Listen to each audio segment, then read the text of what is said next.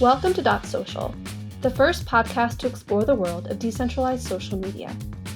Each episode, host Mike McHugh talks to a leader in this movement, someone who sees the Fediverse's tremendous potential and understands that this could be the internet's next wave. Today, Mike's talking to Erin Kissane, a writer and researcher working on new networks, and Darius Kazemi, a senior engineer at the Applied Social Media Lab at Harvard University. Among their many credentials, in 2024, Erin and Darius co-wrote a 40,000-word report on governance in the Fediverse. Individually and together, the pair are big thinkers, tireless researchers, community practitioners, and thoughtful human beings. We hope you enjoy this conversation. Erin Kissane, Darius Kazemi, welcome to Dot Social. It's so good to have both of you here. Yeah, thanks for having me. Thank you. It's so good to be here. You've both been dedicating a significant portion of your professional lives to building new networks of people, connecting people in new ways, in open ways. Obviously you've done a lot of work on the Fediverse, and we're going to get into a lot of that. But I thought a good place to start is how you two specifically thought and processed the results of the US election. That's a starter. Oh, sure. I think processing is the right term for me. I guess what I want to say right away is that I think there is a human temptation, no matter what happens, to when there's any kind of disruption, to say, this proves my point. I was right all along. And I understand that's a coping mechanism. I also do think that focusing on making better networks for humans and better ways for people to connect, to avoid manipulation, to get better information, those all feel like issues that are just as hot as they were before, and in many cases hotter now. I guess I wasn't particularly surprised by the events of the election. Not that I had any money riding on it or anything like that, or even had a strong sense that it would go one way or another, but more like I had a strong sense that it was a coin toss. And so for me, it was like, well, I'm not surprised that it landed on tails, even though I wanted it to land on heads. So, and so for me, the work is all about even if it's wasn't going to be immediately urgent this next 4-year block, the way politics tends to work in the US is swinging back and forth like a pendulum anyway. So it's just going to be the next election that's going to be the one where we're having this conversation instead. So it's like, okay, it's happening in 2024 instead of 2028 or 2032. There does seem to be a case for, certainly for moving off of Twitter, I would say, given all of Elon Musk's political ties and so forth, if you're of a certain political leaning. But to me, the work right now is kind of the same as the work before, except that I'm going to have to adjust how I want to bring everyone else. I have to change my tactics for bringing people in, knowing that they are in a different place now than maybe they were 2 weeks ago. It does seem as though the flight from Twitter or X has picked up. I think Bluesky said that they had gotten 1 million or 1.5 million users since the election who've now signed up. And it does seem as though there's a lot of engagement happening on the Bluesky front. I've noticed a lot of people on threads talking about Bluesky. What's your guys' take on the Bluesky sort of migration that's happening now? And how do you factor that in as you think about the broader Fediverse? There's many, many factors that go into it. I think the big one is what Erin wrote about in her shoe shopping essay, which is you have to pick where you're going to land. Basically, the Fediverse presents you with a difficult, complex decision straight out the gate before you get into it. And that might be more honest of the Fediverse to do that, But I think people are going to look at that, and they're going to look at something like Bluesky, where it's just, I click on this link and I sign up like any other website. And that's just an easier proposition for people. They're going to do that. Yeah, I mean, obviously, I will agree with the part where you said that what I said was right, but I think that was We very wish you kind weren't of you. right. Yeah, no, I mean, I'll be honest, and this gets me into trouble in some conversations, but I'm just glad to see people getting both, yes, off of Twitter, but also getting a little deeper into their thinking about networks and into their thinking about what matters in a network experience. So, maybe it's a small percentage of people who leave X and who land on Bluesky, who then take an opportunity or get an opportunity or have the headspace even to think about sort of what that means. What is the trajectory for Bluesky? Obviously, we don't know yet. There are certain risks that are on the table.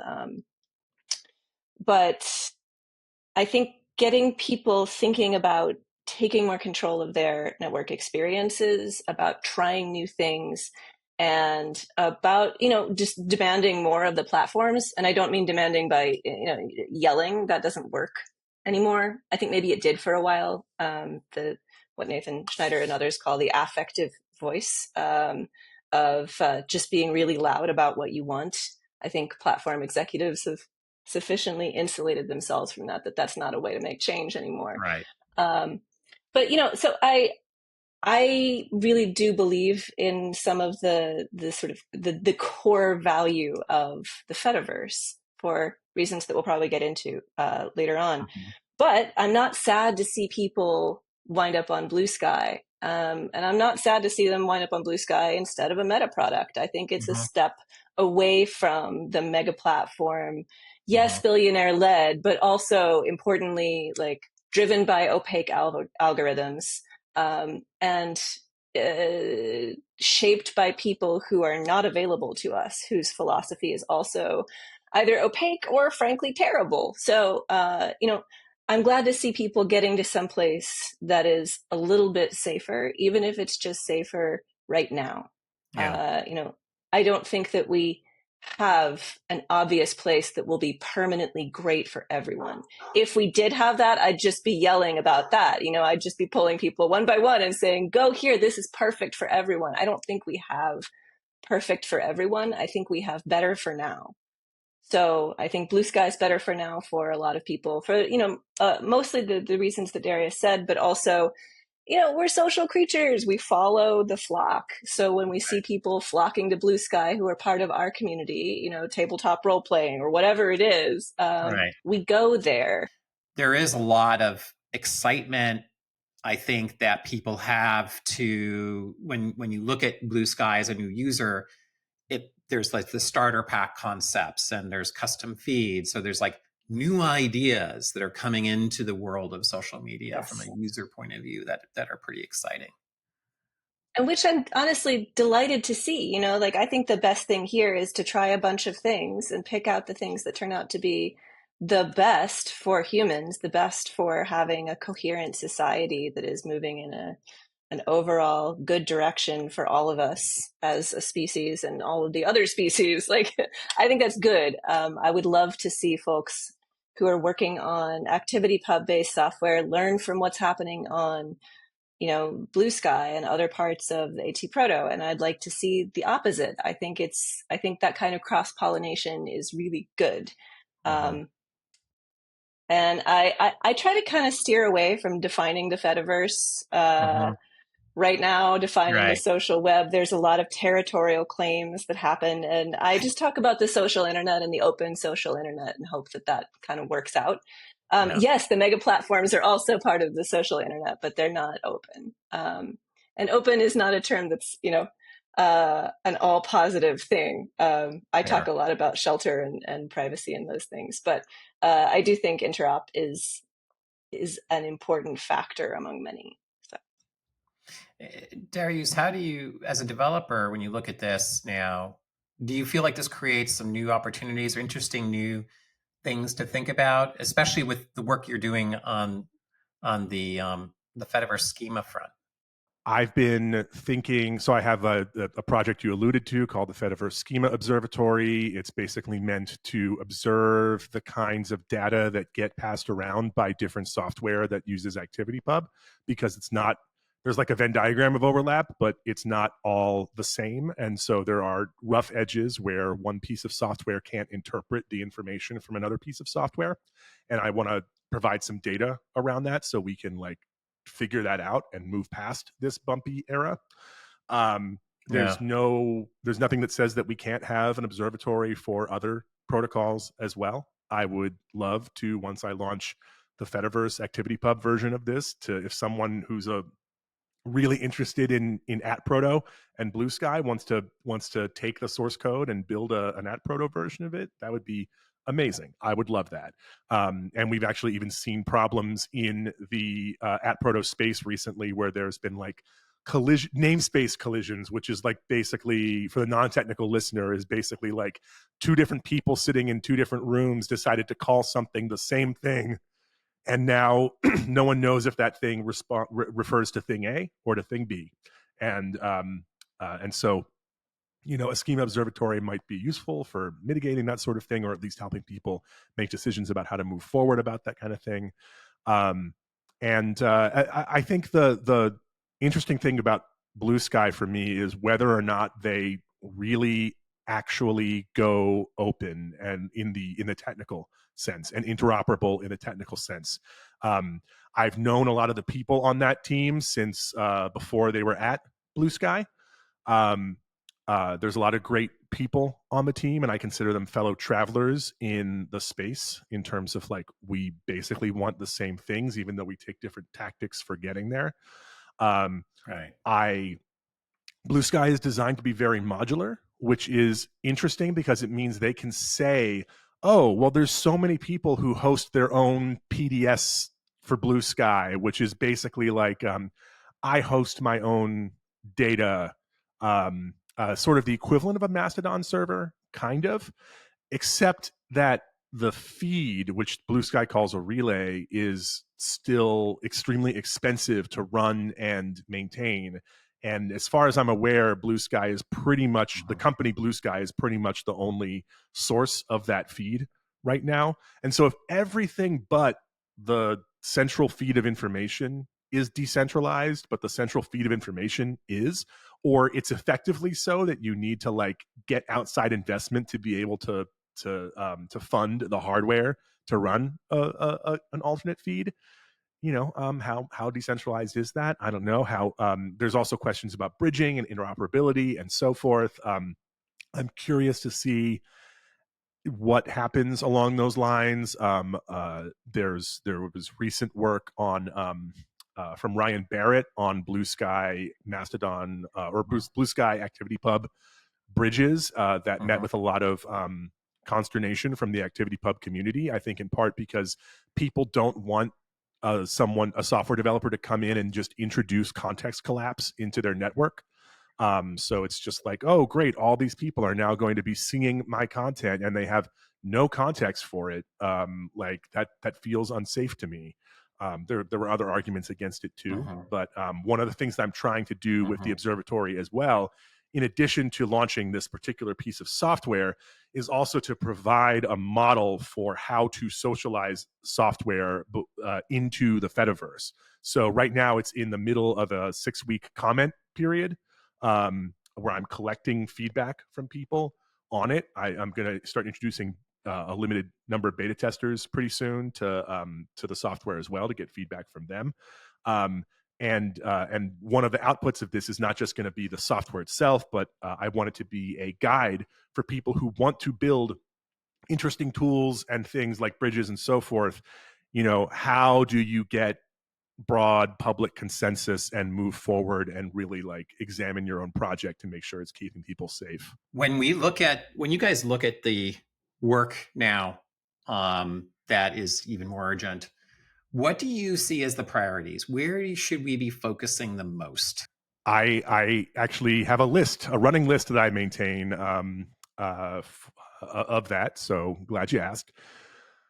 For me, I think getting Well, one of the things, actually bringing Bluesky back into it, one of the things that you keep seeing people asking for on Bluesky is the ability to have truly private messages and private groups. Yeah. And I think some people asking for that mean end-to-end encryption, but I think for a lot of people they just mean private, Right. and like in the colloquial sense. One of the things that we've had like conflicting proposals on in the Fediverse for a long time now is how to handle groups.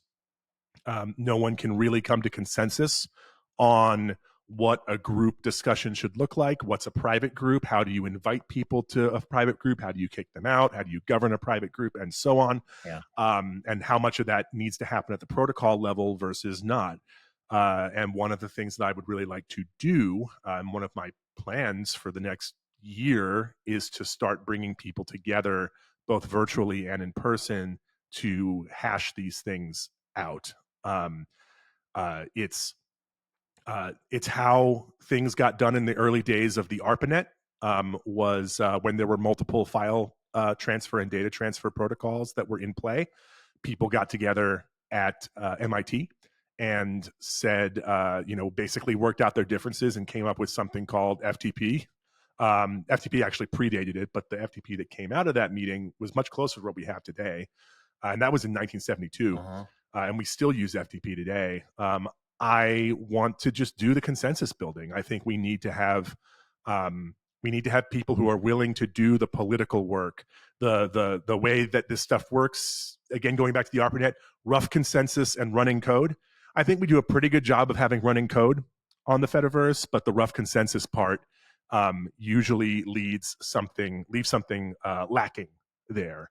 And so I'm hoping to bring a historically informed perspective to this, and actually do some of the party hosting required to get that rough consensus between parties so that we can move forward on things like private groups. Long form text is something that I'm actually working on more in the short term.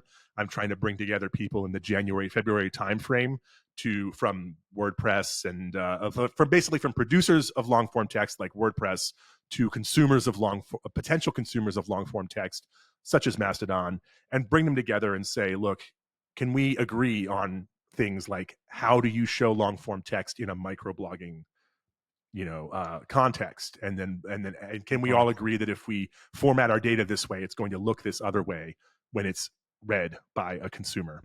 Long form text is an interesting one because it is something that has long been a potential unique thing that the Fediverse can bring to users from like a user experience standpoint that we haven't really delivered on for these consensus reasons. So that's one thing groups have already gone into detail on. I also think private groups are going to be really important as people look for ways to self-organize in the next 4 years. Yeah. Yeah, I want to underline that. During the Biden-Harris administration, I was also still thinking about shelter and refuge because I remember the past. Yeah. And I will say the previous 4 years have felt to me like a respite, not a return to an eternal norm or an inevitable arc. So forms of refuge, forms of shelter, some of that stuff is technical. Yeah, we need end-to-end encryption. We need private messages. We need groups. We need things that are not entirely public. We need to give people a gradient of intimacy that they can understand in human terms. A lot of this stuff is technical. A lot of it is product design, which is also something that can be difficult to muster when you are working in an underfunded open source system, which the ActivityPub world largely is. Which leads me to the next thing, which is sustainability. Most of what happens on the Fediverse, there are, of course, there's Flipboard, there are other services that come from, a unified product, something that comes with a more traditional product design and then plugs in to the Fediverse, which is great. And then we also have a lot of, tiny Mastodon servers or many other kinds of servers run by people who are good-hearted volunteers. And those people, many of them, are doing their best to provide places of shelter and refuge for people who are likely to be targeted by the second Trump administration. They are also, in many cases, targets themselves. Those people are at risk of burning out. They need to have financial sustainability. They need to have emotional, human support. They need all of those things to keep going. So that is very much top of mind. Darius mentioned, I wrote a post about, finding how difficult it is to, if you're not in the Fediverse already, to find a good home on the Fediverse. So that's where I'm immediately putting my attention right now, because it's something I already had going that now feels quite urgent for people who, I've seen people on Bluesky talking about the fact that they might go back to Mastodon, like for another round, even though they didn't necessarily find it conducive the first time, because there is more privacy available there. But where should they go? So that's my very first step. And this week, I'm kicking off interviews with server runners about sort of to open up and be really transparent about how they do governance, how they do moderation, how they do the kind of, governance by local norms that the Fediverse can be so extremely good at, and which I think is going to be crucial for the well-being of a lot of people in the next 4 to however many years. So that feels very important. That feels hot to me. But I don't want to lose the idea of sustainability. There's something like IFTAS, Independent Federated Trust and Safety, does all of this really essential trust and safety infrastructure work. IFTAS needs more support. IFTAS needs institutional support that it isn't necessarily getting right now, that I would like to see. We need to shore up these really important cultural and social parts of the Fediverse if we want it to be a good refuge and not have, people come in and find the refuge they need, reconnect with their people, and have the server shut down 2 weeks later, or 2 months later, or a year later. I think also making legal and data protection concerns front and center. Where does your data live? A lot of Mastodon data lives in Germany. That seems like a good idea right now for a lot of reasons. But we also have a lot of server runners living in US jurisdictions. So I think education work on, what is the liability? What kind of protections are there? Are you keeping your data encrypted and genuinely safe? We saw something, I think it was last year, where a server runner had run in with the FBI, and they happened to have their server data unencrypted on a local machine open when that, I believe it was a raid, happened.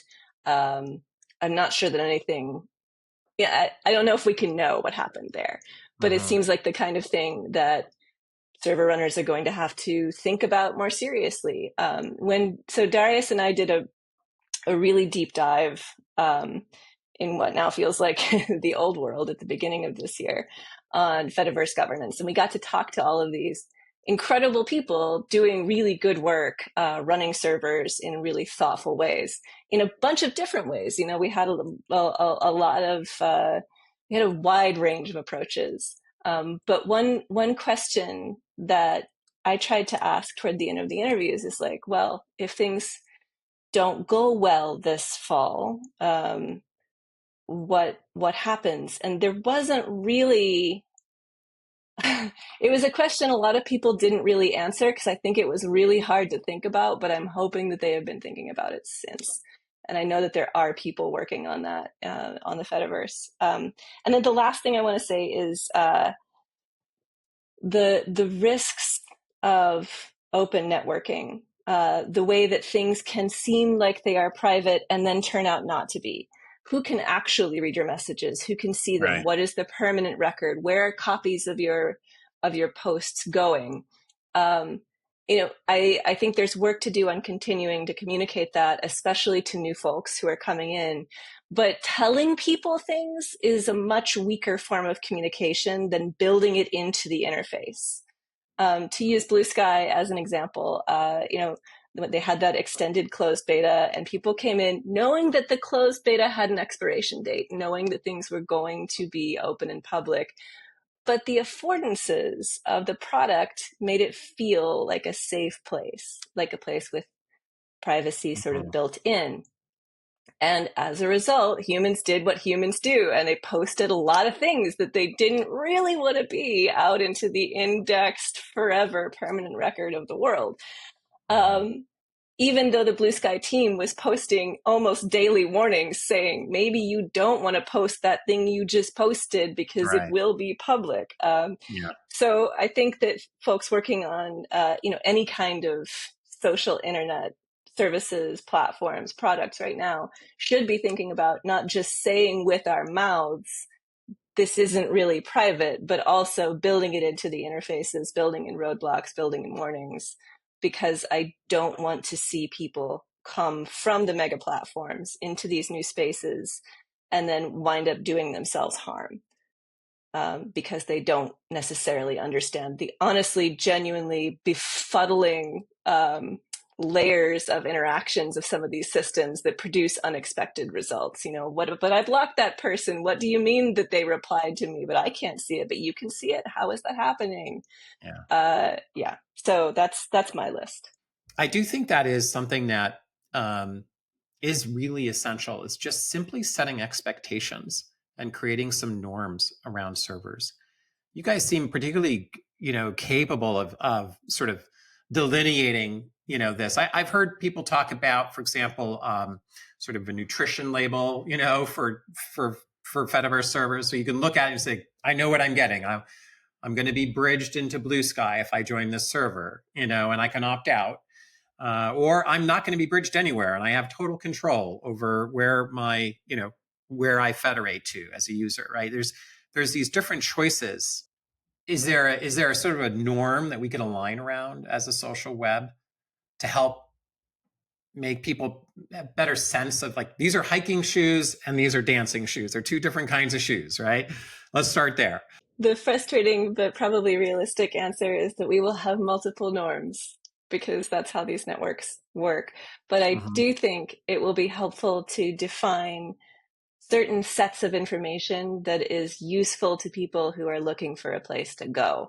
And that's really what I'm digging into starting this week with server runners is, what is it about your server that makes it a good place? What do you mean by good? What do you mean by place? And which users are you prioritizing? Which members of the Fediverse are you putting the most time into, like, making a good experience for? What I am hoping to come out with is not just a set of interviews that people can read and be like, oh, these seem like great people, I will go there. Like, that's great. But that's the first order thing. The second order thing is that I would like to come out with a set of more structured data that could be then extended. Right now, the things that are gathered and rolled up into most, for instance, directories of Mastodon servers, extremely limited. And on the other hand, a lot of servers are not going to fill out an 18-page form. That's not going to happen. So you have to find a balance. But I think there is something there. I think there is, what is the minimum viable set of information that people need to make an informed choice about where to go? Yeah, I like the nutrition label analogy, because I think nutrition labels are both useful and imperfect.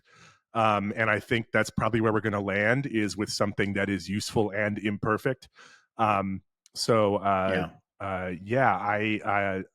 would love to see something like that. I think, interestingly, I think Mastodon took a crack at the problem a couple years ago when they introduced their rules system, which was like freeform text, but it's codified rules. And so that, like, when someone reports something, they can pick which rule or set of rules was broken and, like, specifically point to that. Like, interesting experiment. I also think that it mostly, because it was freeform, people just did what they always do, which is like, they didn't think about norms beyond the ones that they normally put in there. So it's usually stuff like, no hate speech, no spam, no whatever, right? And what Erin is talking about is more like also like federation policy, what we called in our paper federated diplomacy, right? Or what are your paths to escalating if there's a problem or something, right? Like, there's a million things that it could be. And I am excited for us. I hope we can get to a place, and that through the work that Erin and others are doing to like come up with that minimum viable, the nutrition label, because the nutrition label does not have, it is not a, you can't look at a nutrition label and understand what the food is itself, right? I also wanted to, when I think about sustainability, I just want to say, for people who aren't used to how open, a lot of people think, a lot of people look at Wikipedia, for example, and they think, oh, how wonderful, a bunch of people get together and they sort of randomly throw effort into a big bin and then it magically becomes Wikipedia. And that's not the case. There's immense amounts of bureaucracy and funding and so forth that go into that. It is similar with open source writ large, where it's not just a bunch of individual contributors who in their spare time write code and put it out and close issues and stuff like that and fix bugs. Most maybe not most, but a lot of, certainly most major open source projects are de facto sponsored by some kind of company because it's in their best interest to do so. Usually that's in kind, by letting an engineer work 50% of their time on, React because they work at Facebook and Facebook invented and uses React, etc. The reason why I am able to put all the time that I am in right now is because I went to my employer and said, I want to spend 80% of my time on Fediverse stuff. Can I do that? And they very kindly said, yes, that's on mission for us. So that's essentially an in-kind sponsorship from my employer there. That would have been unfathomable 5 years ago. I don't think there was any organization out there in the world that would have looked at the Fediverse and said, yeah, that's worth me putting 80% of an engineer's salaried time on.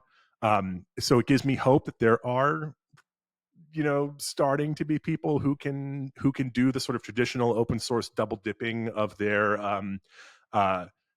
employed time on this stuff. But that's not even 100% of where that kind of funding comes from. There's all sorts of nonprofits and so forth that, Knight Foundation does a ton of open source funding and all that kind of stuff. And then the question is, how much of that goes to federated social media versus any of the other things that it could go to. So just wanted to flag that in terms of sustainability, that it's it's not just a big, everyone is donating their time to this thing and creating this massive structure out in the commons. There's flows of money and resources that need to happen, and basically we need more organizations willing to do that sort of thing. Groups like IFTAS that Erin mentions are awesome, and also they need funding, right? So yeah. The on the sustainability front, there's a lot to talk about there as it relates to business models and business models that are helpful versus harmful. There's also, philanthropic funding and other kinds of ways to ensure that, this world continues to get funding. One thought that I've had as a sort of aside from both of those two areas has been for private companies like Flipboard and others to allocate a certain amount of equity to some sort of organization where, if there are private companies that ultimately are successful building, in and around and on the Fediverse, that there could be dollars that could ultimately flow back into the ecosystem, to the individual server owners, to the, to indie projects. I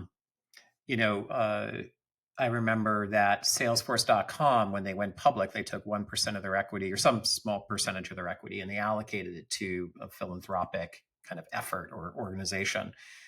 And it turned out to be quite a bit of money. If you can imagine, if we did this for the web, if everyone who started on the web took 1% of their equity and put it into a large shared, basket, that, you'd have a significant amount of funding for all sorts of projects, right? Of course, you have to figure out how to do governance and all that and so on. But What do you guys think about something along those lines? Europe does that by imposing higher taxes and distributing some of it out. And I should note that a lot of Fediverse projects are European in origin. And when I talk to my colleagues who are based in, for instance, France or Italy or Germany, and they're like, "Oh yeah, well, I mean that's government funded. We get government grants. It's very easy to spin up a co-op. It's an institution. It's part of our society." So I do have to say, like, I'm coming out of a very American perspective. But yeah, I mean, I would love to see redistribution of some of those profits back into the ecosystem, because I do think those of us who've been working on the internet in any way for multiple decades have a sense of how fragile a lot of these kinds of infrastructure are, not just on the social internet, but all over the place. So yes, I think that would be not just a nice thing to do, but a really wise thing to do. It does not strike me as particularly concordant with sort of what we're seeing, which is Wile E. Coyoteing out into thin air faster and harder on the AI will save us bet. But it would be nice to see some future conscious thinking, and I appreciate it when I do see it. I would point out anyone listening who tends to look at Fediverse projects out there in the world, scroll down to the bottom of most information pages, and you will see the name NLNet on there as a sponsor, because NLNet is the European fund, the NGI Net Zero fund, that, again, it's basically, European tax money, taxing corporations, and then the EU sort of funneling that back through with a relatively light touch grant process that lets people actually do really innovative stuff, separate from any kind of like particular corporate motivation. One of the challenges with sustainability and with investment in this space has also been that it's fragmented. How do we know how well it's doing? How do we know where investment will help it do better? These are like broader questions that a lot of people with money will ask. Tell me what you guys think, that there's a moment now of opportunity to bridge the AT Proto, the App Proto users and the ActivityPub users into a coherent, open social web. Ryan's done a lot of great work on that bridge. Of course, it's in an opt-in basis now, which to me sort of makes it almost effectively useless. What's your take on that? Do you feel like, what I worry a little bit about is that, just as people are leaving X, right, there's this like sort of potential for division between the ActivityPub world and the App Proto world. Even though they both have the same spirit, right? They're both oriented around the same goal. It seems as though that we could be potentially looking at a place that just ends up getting more fragmented. Do you worry about that? And do you feel like there's an opportunity for a bridge, or a different approach around opt-in versus opt-out to help better unify the social web? That's a really great question. I don't envy Ryan's position as someone trying to build a bridge. As someone who just introduced some software of my own, I sort of designed it from the ground up to be as unobtrusive and unobjectionable as possible, even though that caused the software to be potentially less useful. On the other hand, picking those adding those constraints actually really helped me make the project, I think, even more useful in a lot of ways. And now I'm looking at ways that we can people can donate their data to my project in an opt-in way that is anyway. All that is to say, I wouldn't have been thinking along those lines had I just said, well, I'm going to assume that all public data is up for grabs and I'm just going to go grab it. Like, one way to look at a bridge is to say that it invites context collapse, right? Like, we are literally taking words from, communication from one sphere and injecting it into another sphere and vice versa. And it's like, who like that can be very unsafe for people. especially if they don't opt into it. Even if they do opt into it, it can still be unsafe because there's the question of informed consent versus just consent, right? I'm this is one of the problems that I think could be solved by what Erin was talking about earlier, maybe that nutrition label, right? Like, and you were even saying it yourself too, right? Yeah. Like the label says we bridge into whatever, right? Like I've been lobbying for a label that says like, wouldn't it be cool if there was a consortium of researchers on the Fediverse who all abide to certain ethical principles, and then individual servers can then opt in and say, look, all of our data will go to researchers in this consortium because we agree with their mission and what they're doing, right? Like there's a big discussion in the research community on how do you research the Fediverse in a safe way, as opposed to Twitter, where it's just like, well, as long as we agree by their terms of service, we can grab whatever because it's one set of terms of service. Even if that's not morally right, it's probably legally right. So all that is to say, like, I do think maybe some of this governance labeling stuff that we're talking about might be a good way of doing this. Yeah, it's a tough position to be in for the bridging thing in particular. I don't like. I think you need broad consent, but I think you also need to be able to get that consent in a semi-automated way, which is why I think that labeling is important. Which is why I'd like people to be able to signal like I consent to this kind of thing, sort of broadly ahead of time. I do think that server level bridging or federation decisions are in some ways easier to think about. If we were to bundle those things into server choice, then you can begin to imagine, like there's these are hiking boots and these are indoor slippers, and they do different things. And maybe you want a pair of hiking boots and you want a pair of cozy slippers. I live in Oregon. I have 3 pairs of rain boots. Like we should make those options available. And I think it's good to have an opt out inside of a server level opt in, which is what we basically had with the Threads Federation controversy. It wound up with some servers don't federate with Threads, and some do. But if you're on a server that federates with Threads, you can still individually opt out. There's a way to do that. I think that's probably not a terrible model. And I think it would also let people make that choice and, align themselves with other people who are making the same kinds of choices for probably in some cases the same reasons. I do think there are a lot of people who are on the Fediverse because they did not feel like it was a good idea for them to be on big sort of featureless planes that were all indexed and that were all surveilled and all of those things. And I respect that. That is a foundational aspect of the Fediverse, just as much as the like full interop, everything open. These are it's the Fediverse's heritage is multiple.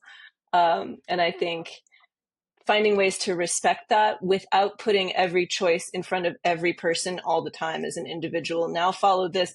Now to opt out of this one, it's a different mechanism. This one gets a flag. This one gets a label. That one you follow an account. Like that's a lot to ask.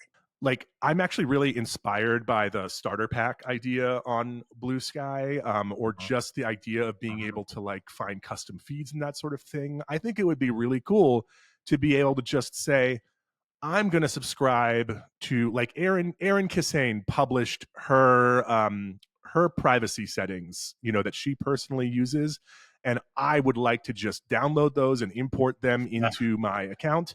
And now, even though I don't really understand privacy, I trust Erin to have reasonable settings, and I'll just use hers, right? That's pretty cool. And I'd love to, I'd love to have. That's one of the things that I like about at Proto and the Bluesky universe is that it was designed to be what's in an engineering term called composable from the start, right? Yeah. Like it's all little bits and Legos that you can kind of like take and put in different places. Whereas ActivityPub is not that same kind of beast. I think Bluesky is going to be a really interesting, I mean, it already is a really interesting experiment. Like, as a network nerd, it is fascinating to see all of the unanticipated effects of the new things they're trying. And they're trying a lot of new things, and they're trying them really quickly.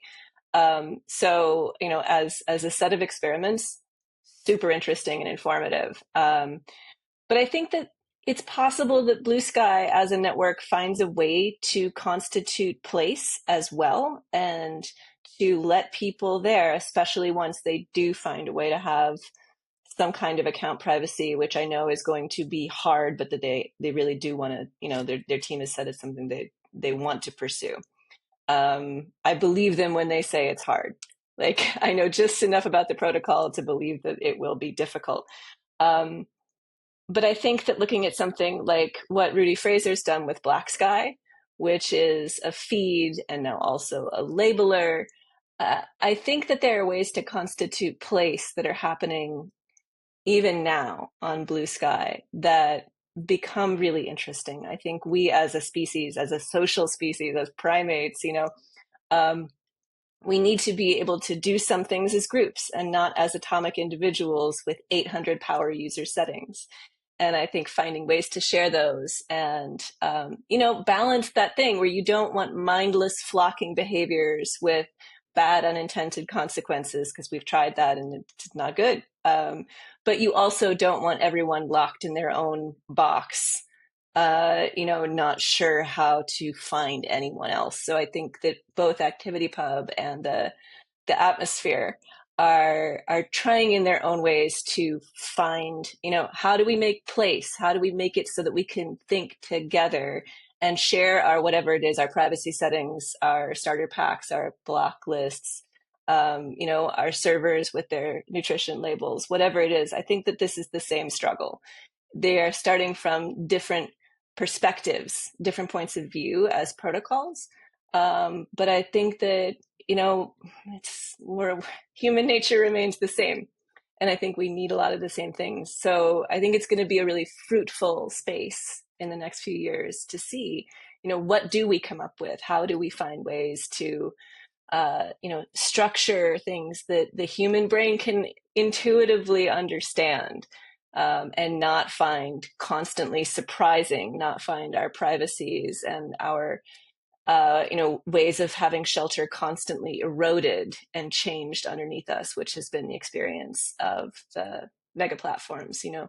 So that's, I didn't mean to get optimistic. That was not at all my plan, but that is where I'm optimistic about all of these things in the next while, and we sure need those things. Those are very, very, very wise words. I think that there is a lot of shared vision for, you know, I think you just summed up that vision that a lot of developers, whether they're on ActivityPub or at Proto, share. And it's incredibly exciting to see that there is this movement happening. When you look at that, what should people be looking at now for the work that each of you are doing, you know, along these lines? What are some of the next things that you're excited about, you know, personally working on here? My big exciting stuff is like really nerdy and behind the scenes, and mostly I'm like getting a lot more involved in standards discussions, and again, like I said, trying to build that rough consensus to go along with the running code, and providing tools to help adjudicate technical differences in these meetings and so forth. So, you know, that's I really want to move that whole process along and get the developers in the Fediverse ecosystem talking to one another in productive ways, and getting the whole ecosystem moving forward. I have a bunch of other projects that I would like to do.